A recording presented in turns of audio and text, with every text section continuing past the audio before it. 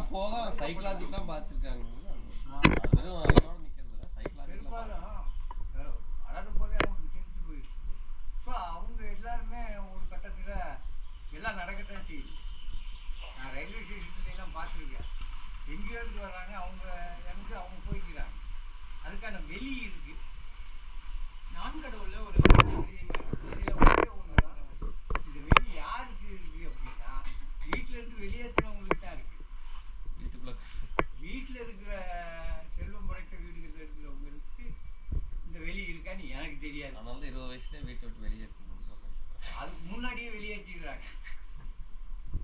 அதே பிடிச்சிட்டு இருந்தா 2 பேருக்குமே பிரச்சனை. பிடிக்கிறவங்களுக்கும் பிரச்சனை, பிடிச்சி வச்சிருக்கவங்களுக்கும் பிரச்சனை. விளிம்பு நிலை மனிதர்களாக போட்டு அவங்களுக்குரிய லைஃப்பை அவங்க வாழ்ந்து தான் தீர்றாங்க.